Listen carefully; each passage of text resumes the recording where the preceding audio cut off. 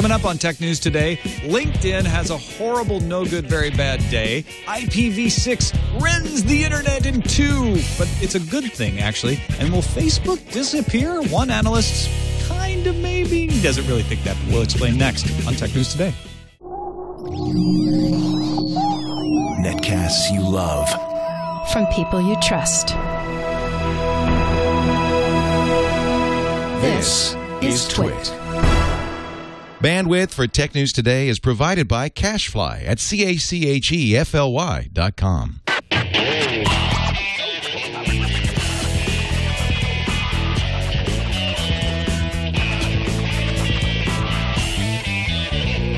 This is Tech News Today for Wednesday, June 6, 2012. Tech News Today is brought to you by Squarespace.com, the fast and easy way to create a high-quality website or blog. For a free trial and 10% off your first purchase on new accounts, go to Squarespace.com and use offer code TNT6. And they now offer free domain registration with annual plan subscriptions. Welcome to Tech News Today. I'm Tom Merritt. I'm Sarah Lane. And I'm Jason Howell. Hey, Jason's back. It's good to be back. Thank you very much. Yes. Iyaz Akhtar still down at E3 having a good time, but we're joined today by Rene Ritchie, editor-in-chief of imore.com. Welcome, Rene. Oh, welcome. Thank you very much for having me. And thanks to Darren for suggesting you. You got a great thing going on over there at imore. It looks cool. Oh, thank you. I appreciate that. We've got lots of stories to discuss with Rene, but we will start the day off with the top 10 stories in what we like to call the delay until Jason's ready to play the news feed. Thank you. That's going to take me a few times to get used to. A document containing 6,458,020 unsalted SHA-1 hashed passwords was uploaded to a Russian forum and said to be from LinkedIn user accounts. LinkedIn today posted that some of the passwords do seem to correspond to LinkedIn accounts. The company has reset those passwords and sent emails to those accounts. Unless your password was a dictionary word or very obvious, it would take some time to crack, but the safest policy, if you have a LinkedIn account, is to go change it anyway. In other LinkedIn problems, the company has changed the way its smartphone shares data from your calendar with LinkedIn servers. We're going to talk about that in a little bit. The World IPv6 launch effort has begun with big companies like Google, Facebook, Bing.com, all offering next-gen technology. It's Internet Protocol version 6, and it solves the issue of IPv4 running out of networking addresses by offering exponentially more. Solves it for some time anyway. Estimates see IPv6 delivering up to 10 to 15% of all data within a year. Good news for Windows Phone fans. Market research firm IDC believes Windows Phone will capture 19.2% of the market by 2016, putting it in second place. They also see iPhone falling to a close third, just a little bit, to 19%, and Android continuing to dominate, but with a fairly reduced 52.9%. Growth in key emerging markets will provide the biggest boost to Windows Phone, according to IDC. At a press event in San Francisco today, Google announced Street View Tracker for Google Maps. Google staffers will start photographing the spots usually only accessible by foot, ski slopes, canyons, and the like. If you need to access the info while you're offline, you're in luck if you use Android. Offline Google Maps are coming to the mobile OS in a few weeks. You have to select the regions before you're offline and then download for offline use later. Windows 7 has ensured the continuing dominance of Microsoft on the desktop. Speaking at Computex, Steve Guggenheimer announced the company has sold over 600 million Windows licenses for Windows 7, which runs on more than 39% of internet-connected devices. Pandora just wants the same rights as broadcast radio and is lobbying Congress to establish fair royalty rates. According to co-founder Tim Westergren, who's speaking at a House subcommittee this week, Pandora paid more than 50% of its revenue to recording artists and labels last year because of royalties. But satellite radio company SiriusXM paid only 7.5%, and broadcast radio stations paid nothing. What do you guys think of the new Twitter logo? Pretty snazzy. You may not notice it's new at first glance. Doesn't look that much different. Bird's made from three lost weight. Overlapping circles. It has sharper, more aerodynamic feathers, an upturned beak looking skyward rather than just forward. They took the tuft of feathers off the head. No revision of the fail whale was announced, but I don't know. What do you think, Rene? Does it change your perception of Twitter? Well, I mean, it's a good branding move. The bird now looks like it's taking off, and Twitter certainly wants that impression. I mean, all their redesigns have been focused on mainstream audiences. They want the people who follow a million celebrities and have very few followers and to make a good experience for them. So I guess this is a cleaner, more forward-looking brand for them. into the future. Yep. Bald bird. Bald bird. Apple's complaining to the U.S. International Trade Commission. Bloomberg reports that the company, Bloomberg does not necessarily want Apple to do anything, wants HTC devices running Android to be banned from entering the U.S. And for those devices already in the U.S. that violate a previously issued exclusion order to be pulled from store shelves. AMD was showing off a Windows 8 tablet from Compal at Computex. According to The Verge, the 11.6-inch prototype featured a detachable keyboard dock and was running a 17-watt AMD Trinity BGA APU. It also comes with a kickstand for when you don't have it docked but need to prop it up. It's from Compal, not Schwinn.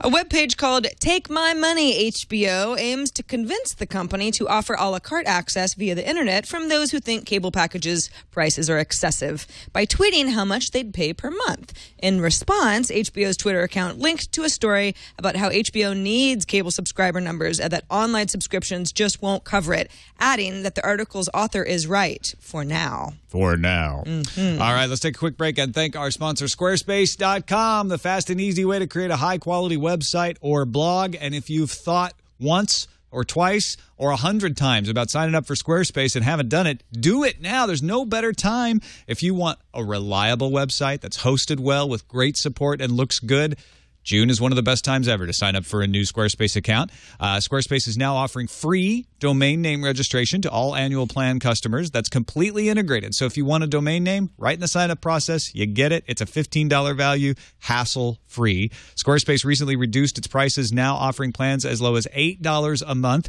and they're still giving you 10% off your first purchase on new accounts. That means 10% off your first month if you go with a monthly plan, or if you go with a yearly plan, you get 10% off the entire year. You don't have to take our word for it, though. If you're an HTML expert or not, especially if you're not, go try it out. You don't need a credit card. Just sign up for a free account, mess around, use their importer tool to bring in your current blog if you have one, see what it looks like. It's going to look better in Squarespace. And if you decide to purchase it, we've got an offer code for you. TNT6 is the offer code to use that gets you that 10% off. Go to squarespace.com. Check it out right now. Don't forget that offer code TNT6 for 10% off and the free domain name registration. That's a bargain at twice the price. Twice free is still free. Let's start off our discussion with that LinkedIn fiasco. Bad day for LinkedIn. Yes, and we'll get to the second part of why LinkedIn's day was bad. But first, let's talk about password. So this morning, a Norwegian IT website had reported 6.5 million encrypted LinkedIn passwords had been posted to a hacker site.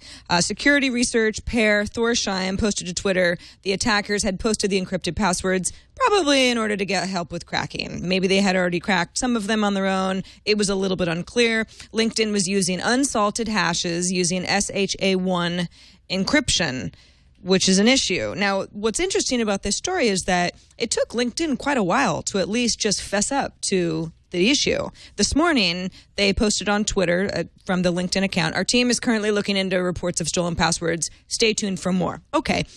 In the meantime, Twitter users were coming forward saying, listen, I got the list of those LinkedIn hashes, and I'm comparing the hash of my old passwords with no salt, and there's a match. I mean, my hash is in there. Land hash. So no salt. Even after that, LinkedIn had said, our team continues to investigate. At this time, we're still unable to confirm that any security breach has occurred. Stay tuned. So you can imagine if you were somebody who knows a thing or two about how passwords can get cracked and shared, it would be extremely frustrating to hear LinkedIn say this. Now, before the show happened, LinkedIn official did confirm via their blog that some of the passwords that were compromised do correspond to LinkedIn's accounts, said an investigation is continuing. Of course, they've got pretty standard information on how to change your password. And if you get an email that asks you to change your password, don't click the link in that email. That's not a message from LinkedIn. They're not going to put a link in there, yeah. Exactly. So it's an unfortunate case of LinkedIn not using secure enough encryption, really, and not coming to the table fast enough to say, listen, this is what happened. Here's what we're doing. I'm not too rushing to criticize LinkedIn for taking it carefully. They didn't say there wasn't a compromise. They said, we're looking to see if there's a vulnerability. The way this played out, it looks to me like they still haven't figured out what the vulnerability was, but they have realized that document does seem to contain passwords that are the same as their own, so they're being cautious. But, I think it's fair for LinkedIn to want to make sure that there actually was an account breach before you go and say there was. Well, they said we're still unable to confirm that any security breach has occurred just a couple of hours ago. So you can see why that would rile somebody up who knows how these things work. And side note, I actually, Gina Trapani had mentioned on This Week in Google before we started, leakedin.org is a site that will allow you to enter your password. And even if you've already changed it, your old password that might have been compromised, you don't associate with your username. So it's not as if you're just giving some random site all of your information. It's just a random password. Steve Gibson on Security Now vetted it too, said it's all local JavaScript. So great. Yeah, so it's a legit site. And my password was leaked. Apparently not yet cracked because they had my hash. Here's what's interesting. Did you get an email from LinkedIn? No, I did not. Well, I mean, you may have changed your password fast enough. I changed it first thing this morning when I saw all of this. I had not changed my password yet. I went to LinkedIn. LinkedIn said that my password was compromised, so I immediately changed my LinkedIn password.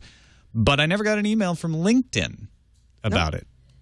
Yeah, I'm looking at all the email addresses right now that I could possibly have associated with LinkedIn, and I haven't seen anything. Rene, what do you make of all this? Are you a LinkedIn user? I'm one of the many people who signed up for LinkedIn but visit it very rarely. But I think for me, there's two sides of this issue. There's always the company's fault and then the individual user's fault. And I think you can never get too far in advance of this kind of PR. So even if they said we've heard reports of there being a problem and we're investigating them, I think that's better than taking a lot of time. It's easy to get in front of and they can take their time after that. But also, I'm one of those Steve Gibson, informed people who make gnarly pseudo-random passwords and use one password to make them unique on all the different sites. So I make sure that I take as much responsibility for my security as I can beforehand.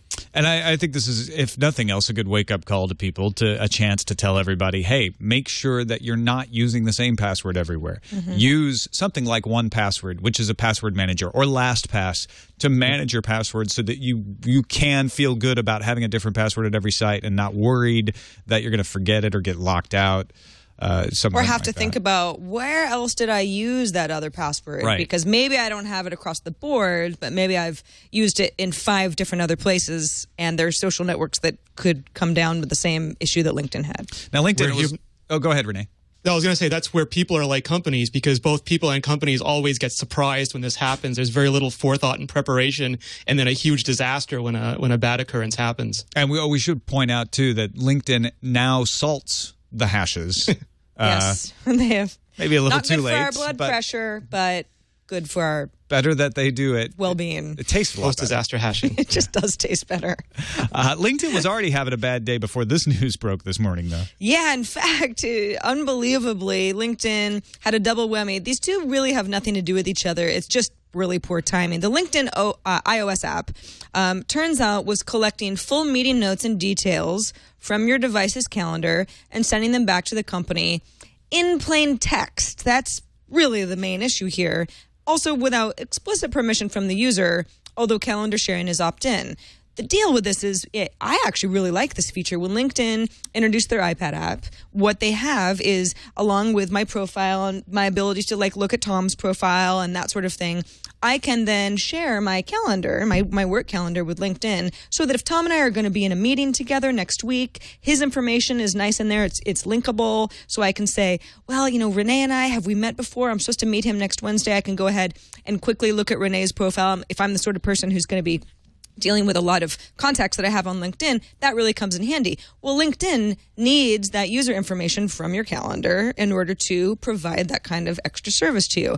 So it's not unreasonable that they would need to take your information and do something with it. Now, of course, this is very reminiscent of the Path debacle. Yes, I was thinking the same thing. When a lot of users said, well, why is Path storing my contact or my contacts database in my phone? That's ridiculous. And Path said, well, we're not doing anything with it. We just have to we have to make our policy much more clear that we're wiping this stuff out and here's where we're using it and this and that. So what LinkedIn has done at this point, they fixed their Android app earlier in the day. It took a little bit longer for the iOS app to get updated, but they're not going to be sending meeting notes back to the server in order to offer up that linking in of user information that I talked about before. What they were doing was, if I had if I had password information, let's just say, Confidential in information of any any sort of kind, meeting note, which is sometimes things that we do on our own local calendars that we don't think anyone else will ever see, LinkedIn doesn't need that. LinkedIn only needs to know who I am meeting with and is that person a LinkedIn user. Now, I know, Rene, you said you don't really use LinkedIn much, but you do have an account. So I'm guessing you probably don't use this app, right? Yeah, no, I don't. But I've played around with it just so I can inform our readers about it. But like Sarah said, this is nothing new. Path got caught doing this. Nuance for Dragon Dictation did this a couple of years ago when they wanted to know who was in your contact list just for dictation purposes. And it's one of the flaws of iOS. They don't secure personal information. And beyond that, they have a really rudimentary permission system, which is kind of reminiscent of the old modal notification system that you start a new Twitter app now and you have to agree to camera sharing, location sharing, push notification sharing. So I think it's a problem that Apple has to address on their end as well as developers. Yeah, and it is another example. I think you're absolutely right. And it's another example of you have to approach the listeners or the users of your apps carefully when you're when you're providing them convenient ways to share their own information, because people want to be in control of that information. Yeah, Joff Redfern, who's the mobile product head at LinkedIn, when he was talking about this issue and saying, listen, we understand why people are upset, but this is a really great feature. Well, yeah. You can opt in. It's not like you are forced to share your calendar, and we should make that clear. This is something that you say, yes, I would like to do this, and here's my information, and please do link the two. It's just the way that they were collecting it was excessive. They were collecting information that they really didn't need, even if they weren't going to store it. Even if they weren't going to store it for 30 seconds. Yep. It's stuff that you don't need to take off of my local computer. I think it's also with mobile devices like the iPhone, the iPad, Android, it's making computers accessible to a whole much wider audience than ever before. And some of this audience is not familiar with all the details of permissions and privacy. And the way we're informing them has not kept up with the way we're spreading or giving them this technology. Yeah, I agree. We got a brand new internet today. Large portions of the internet went IPv6. Did you guys notice? I didn't. How would I notice, Tom? You would notice if you were using stuff that only could get IPv6 and you weren't able to get much before, and now suddenly you can get to Facebook and Google without going to the special address. Oh, cool. Yeah, I didn't do that. 33% more IP'd. Yeah, exactly. Many major ISPs and internet companies turned on IPv6. If you're wanting to know what that means to you, IPv4 is not going away. It will operate in parallel. They say for a couple of years. I have a feeling it's going to operate in parallel for quite a long time. IPv4's problem is that it only had 4.3 billion addresses, which in the 70s felt like a lot. But now that we all have many, many devices that need IP addresses, even if they're behind routers with NAT, we're running out of IP addresses. We've talked about this on Tech News Today before. IPv6 expands the limit of addresses to 340 trillion. That's 2 to the 128th power. That seems like plenty right now. How long do you think before we use that up? It always does. It's plenty for a while. Yeah. Whereas for a good long while, one would think. Yes. One hopes. IPv6 enabled systems have already quadrupled over the past 3 years, though, if that gives you any indication of the growth. Here's who changed. ISPs, lots of them, big names like AT&T, Comcast, Time Warner Cable, Free Telecom, KDDI in Japan, Free Telecom in France, Internode, Access4All in the Netherlands. They all turned on IPv6. So that means if you use IPv6, you can now access sites directly through IPv6. If they're one of the sites that switch to IPv6, Google, Microsoft, Facebook, Yahoo, Netflix are among those that have IPv6 now. You will not need to tunnel through an IPv4 address anymore. And networking vendors like Cisco and D-Link are enabling IPv6 in home network devices. So you can actually get routers that will be compatible with IPv6. If you want to test your machine or see if your ISP is actually supporting IPv6, go to test-ipv6.com. Now, if my ISP isn't, what do I do? Complain bitterly? No. I assume they'll get on board eventually. The point of this is to make it very seamless so that you don't notice as a user. It just happens. Probably down the road at some point, some sites may start to turn off their IPv4. This is years away. And then if you're using an older router or an older legacy system, you may have to change your devices. But most ISPs are going to switch over to IPv6 by then. Rene, does this worry you, this switch, or does it seem like it's going well? No, I think you're exactly right. Infrastructure should be as transparent as possible to most users. For them, the interface is the app. And as long as the interface is consistent, whatever plumbing goes on behind the scenes, they shouldn't have to worry about it. I shouldn't have to worry about it. One day it should just all work better. Yeah, and I think it will cause a little long tail frustration for folks who hold on to computers and devices for longer than the average, but most people are probably not going to notice. Google had their big Maps announcement today, and we mentioned one thing, the Street View Trekker, earlier today. That's the Street View gear in a backpack that allows you to go off-road, does GPSing, can get us more trail maps, and will actually be able to be used inside of places so that you can get more interior maps. Apparently, the photography equipment that would fit inside this backpack is up to 30 pounds. Yeah, that's heavy. That's pretty heavy. They say, like, oh, no, it's not. But they had a bunch of journalists trying it on, and all the journalists said, no, it was all right, but they didn't have to walk very far in it. Google also announced plans to improve 3D maps in Google Earth. So if you have Google Earth for your PC or if you have Google Earth for iOS or Android, you'll be able to get better 3D aerial images using automated technology to extract 3D from 2D images. What happens is Google has their own planes that take images at a 45-degree from 4 different angles, 45 degrees from the ground at 4 different angles, flying them in a tightly controlled pattern with plenty of overlap. Then they use something called stereophotogrammetry to bring those together and make really impressive-looking 3D images. I mean, they've had 3D before, but what they're going to have going forward is going to look much better than what they've had. So this is awesome. I also feel like this little announcement was very rushed in order to get everything in before WWDC next Monday, because I assume that's where you're going to see a lot of the oohs and ahs from the Apple audience with their new 3D map technology. Yeah, Rene, do you think that the timing is a coincidence? Yeah, you never know. They could have plans, but I think they know that Apple is making their own map solution, and I think we heard before, and some other sites heard, that Apple really wants to remove Google as much as possible from the iPhone. Google makes a tremendous amount of money, and more importantly, collects a huge amount of data from iOS, and it's a competitive advantage for Google. And if Apple can have their own mapping solution, if they could intermediate queries with something like Siri, they start to starve Google, and Google will have to be competitive. And it'll be interesting to see if this kind of mapping technology is eventually offered on iOS as a separate Google Maps app to compete with the supposed forthcoming iOS 6 Maps app. Yeah, because everything I read today was saying this 3D stuff goes into Google Earth, not into Google Maps. The one thing they did talk about that's going into Google Maps I'm very excited about, but it's only coming to Android, and that's offline maps.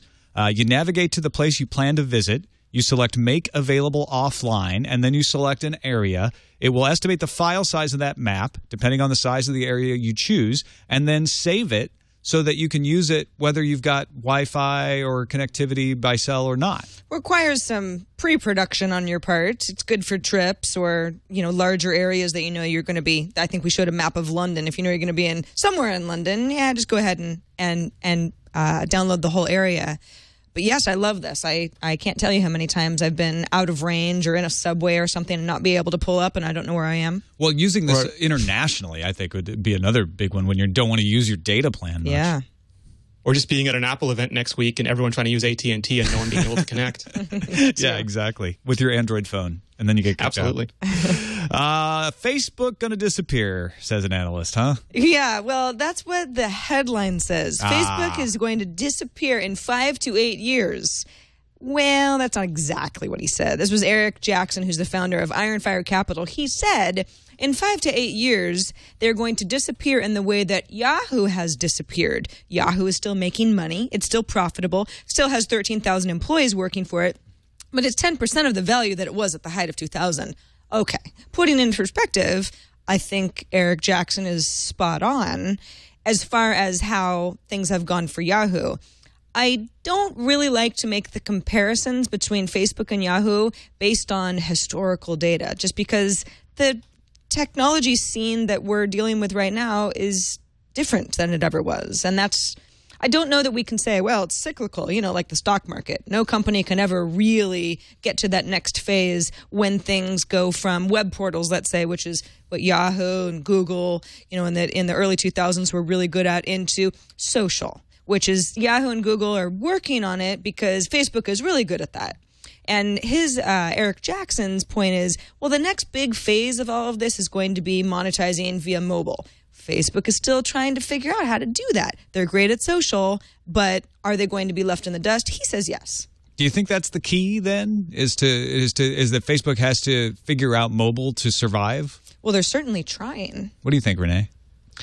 I think Sarah's absolutely right. You never see the next big thing coming. I mean, IBM never saw Microsoft never saw Google never saw Facebook. Companies like Apple sometimes have a second act. Their mobile business is way more than their computer business ever were, but that seems to be the exception more than the rule. Facebook looks kind of savvy. I mean, they're buying Instagram. They're recognizing they don't know mobile very well. They hired Eric Tseng from Android a while ago. Now it sounds like they're hiring Apple engineers. So they definitely know there's the problem and they're trying to avoid it. But it's something that takes a lot of effort and a lot of vision to get past. Facebook has actually they have been working on this. It's not as if they're just now waking up and saying, oh, shoot, we've got to figure out how to make money off of mobile. Something that they changed recently, marketers can now pay individually for sponsored stories within the company's mobile ad product. That's, of course, when marketers would pay Facebook to republish a positive message that me as a user might have posted about Coca-Cola or whatever brand that I liked previously. You could still do that as a marketer, but you had to buy basically a package, and mobile was just one part of that. So it is more of, I guess, an a la carte model. But this reminds me a lot of how Twitter has just experimented over the last couple of years with some inline promoted tweets and stuff that I don't really see it, which I guess is good, but it also means that I don't feel like I'm really being marketed to at all. Which is good. Well, it's good unless it's not effective. Well, it should only be effective if it's something that you would respond to. Maybe they just haven't had a marketer that you would respond to yet. Perhaps not. I've seen one recently, just this past week. I finally saw something on Twitter. I'm like, hey, that's a paid-for post. I don't follow that person. Mm-hmm. And it stuck out. It was weird. But it also wasn't something that I was like, and I would never be interested in that. Although here's something, I don't remember what it was. Right. So it didn't work too well. Yeah. I think that what happens with most companies is they get to that point where they're not a startup, they're not innovative. Well, they're not innovative, but they're not filling a need that nobody else was filling anymore. They've created their own market, and they have to figure out how to stay nimble while big. It's easy when you're small to just do that one thing and do it well. Google's response has been to have Larry Page take over as CEO and try to focus the company. We'll see if that works. I think Facebook's still a little ways off, maybe a year or two off from facing that moment, but I don't think it's a bad idea that mobile is that key thing that they have to make the jump to. What I'm not seeing yet is that other company, the younger, more nimble company that can steal Facebook's thunder. Facebook out-MySpaced MySpace because they were younger and they were more nimble than MySpace, owned by News Corp. MySpace out-Friendstered Friendster for whatever reason. I don't see anyone ready to eat Facebook's lunch, but I think Facebook is going to have to figure out how to keep themselves fresh and relevant. They can't just coast. They have to have a next big thing. I mean, Google struck gold with AdSense, and we haven't seen a Facebook equivalent yet or a Twitter equivalent, and money eventually will matter to them for future growth, for future revenue. And if they don't have that, someone else might crack it before they do. Yeah. I think one of the things that is interesting about Facebook, though, let's just compare it to MySpace, because that was the king, the social king before Facebook took the crown. I watched too much Game of Thrones, but MySpace was really not. I mean, their issue was not, hey, we're running out of people on Earth and we want to get to 1 billion users, right? Facebook is on such a larger scale as far as adoption and how many people are actually in that huge network and social graph, that it's not really just a matter of like, well, Facebook isn't that cool anymore. Well, let's all go to the next thing, because it's not even a trendy thing. It's the fact that the majority of the world is using Facebook, and that's hard to just switch on a dime. Things like Facebook Connect have been really smart for that reason, yeah.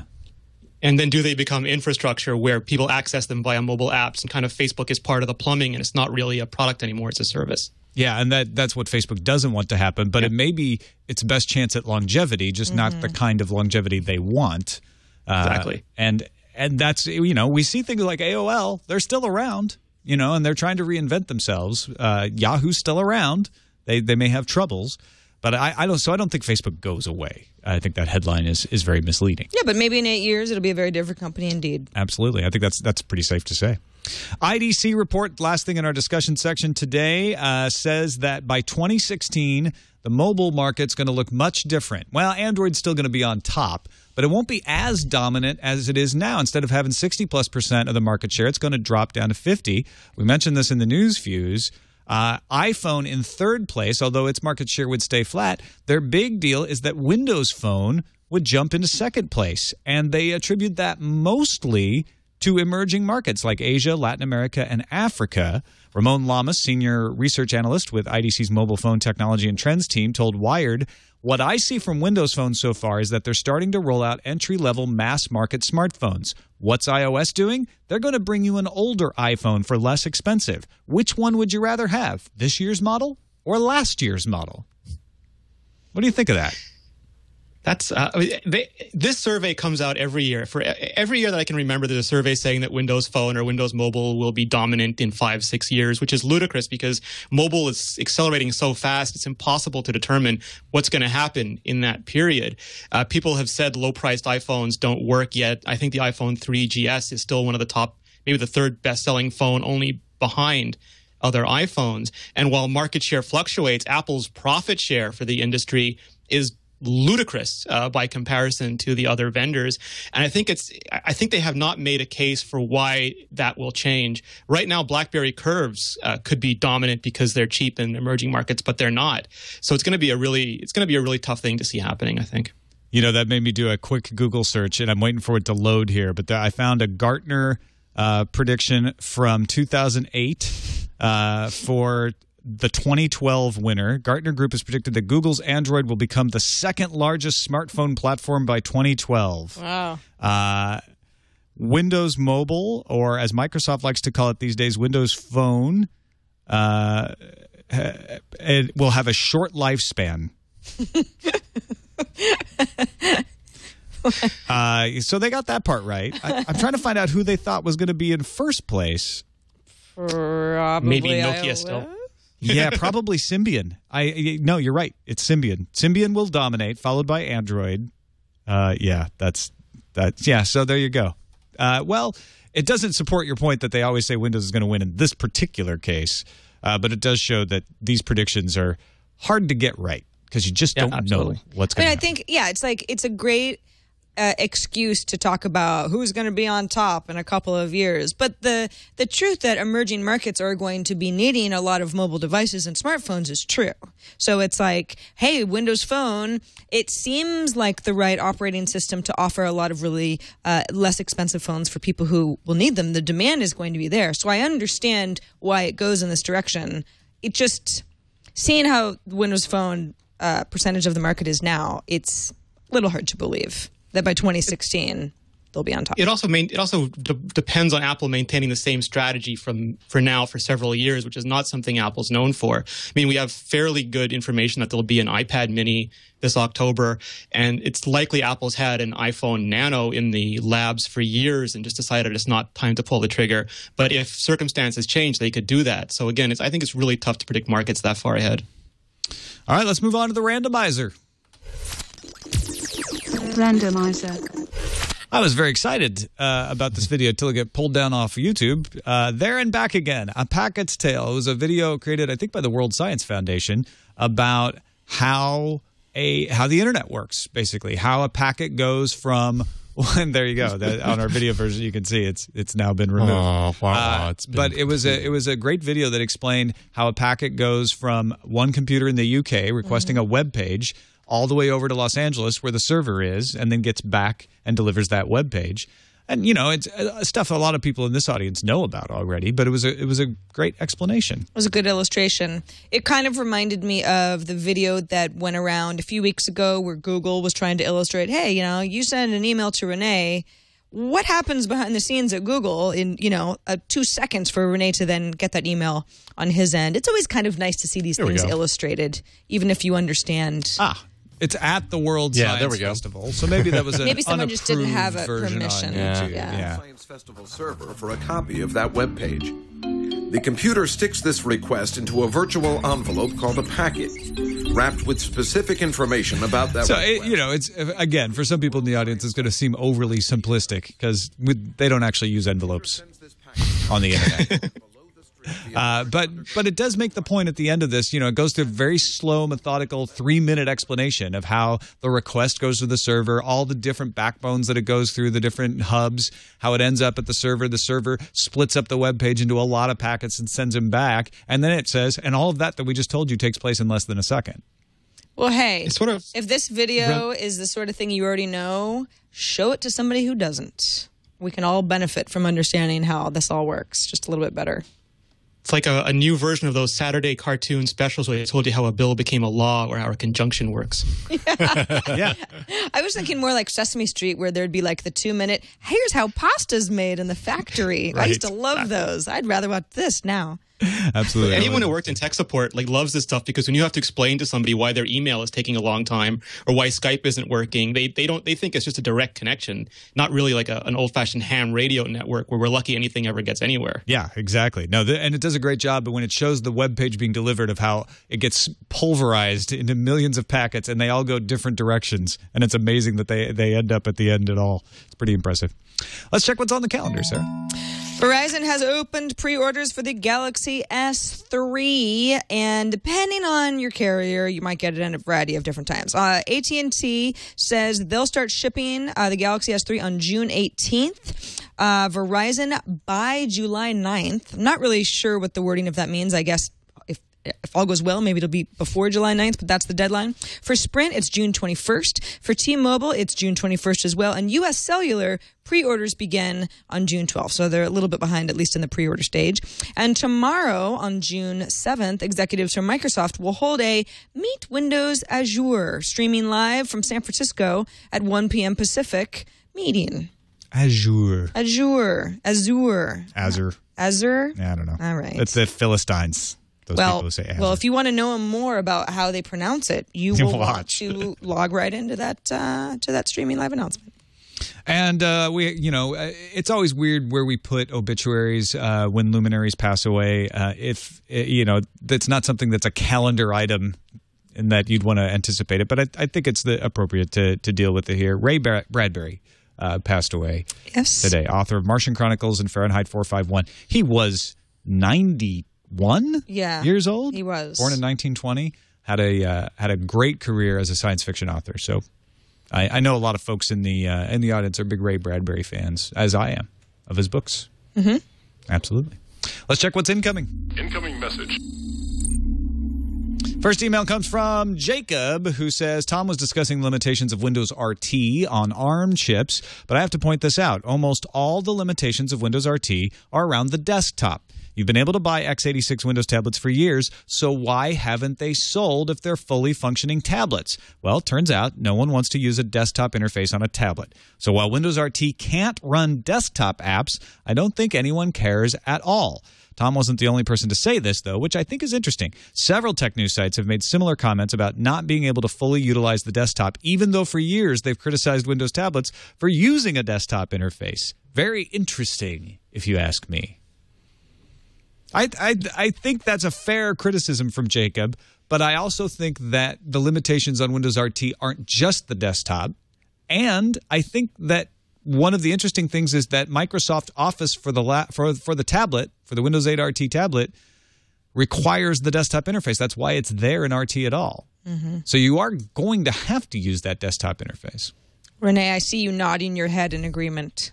Well, I mean, Microsoft likes to use the line that it's no compromises, but everybody knows there's always a compromise. There's always a trade-off. Nothing can be everything to everyone. And I think the iPad was so successful because it didn't try to be a computer. And there's a lot of people for whom a computer is off-putting, inaccessible, even intimidating. And they, for whatever reason, love the idea of an iPad where they could just press a home button, launch an app, press a home button, launch an app. And anything more complicated to them is going to take them back to the desktop. And that has not, if you look at Android tablets, it's more like a desktop even than the iPad. And that just hasn't proven to be popular with the mainstream users yet. I do think, though, that the Metro interface is fantastic for a tablet. I can't wait to get my hands on one and actually try it out and then see how it works. I may not mind those limitations. There are plenty of limitations on an iPad as well. You can't use Flash. You can't really do true like multi-window multitasking. Those are big reasons why I don't want to use an iPad as a productivity device. I use it as an e-reader or as a game player or something like that. So I'm not saying that anybody's tablet is perfect, but I think that's a fair point from Jacob, and I'm glad he wrote in. Next email from a libertarian. That's actually how they sign the email. Here's the message. Panasonic is introducing a ToughPad to go along with their ToughBook laptops. I've used the laptops, and while not the best performance, they are incredibly durable. Now they're going into the tablet business. Our sales rep sent the attached as a PowerPoint and told me it's public information, so I'm not violating an NDA, and he had sent along some information. The thing about a ToughPad, though, you can send me all the PowerPoint presentations you want. I got to see it. And obviously you can if Panasonic will have it out there. You can try it out. I need to run over it with a bulldozer in order to feel like this throw is it worth off a your bridge. money. I want to see somebody doing that. You want to deploy it like your Iron Man in the Avengers. Yeah, exactly. But I like this durable books. I haven't been too impressed by the ToughBook laptops. Although they are fairly tough. They aren't the toughest laptops out there. I can't remember. There's a military spec laptop out there that is usually, the people who know this stuff are usually like, you don't want that. You don't want the ToughBook. You want this other thing. And sure, like if you're actually worried about running over your laptop, for example, with a tank, you're going to want the military grade laptop. Or getting shot. Yeah. Well, that's it for this episode of Tech News Today. Thanks to everybody on our subreddit who submitted stories for our consideration. Helps us put that lineup together every single day. Get in there and vote. We got a new look. Yeah, the we mods do. did a great job on this redesign. I had nothing to do with it. I can't take any credit, but it looks fantastic. So well done, folks in the subreddit. Go to technewstoday.reddit.com and enjoy the new look and do some voting. Vote stuff up or down. You can even submit stories for your consideration. We look at it every day when we put our lineup together. Rene, Ritchie, a pleasure to meet you. Thanks for being on the show. It was great having you. I hope you'll come back. Oh, absolutely. Thank you very much for having me. And let folks know where they can find your stuff online. You can find me at imore.com, or you can find me at Twitter at Rene Ritchie, and please come by. We have a ton of WWDC preview stuff, iOS 6 stuff, 4-inch iPhone stuff, just everything you can imagine. You're going to be kept busy next week, I have a feeling. Absolutely. It's going to be a great time. Check it out, imore.com. Thank you, folks, for watching or listening. You can find us on the web at twit.tv/TNT. You can email us. Our email address is tnt@twit.tv, or give us a call. Leave us a voicemail. Our phone number is 260-TNT-SHOW. Ken Denmead from the Wired Geek Dad blog joins us tomorrow. We'll see you then.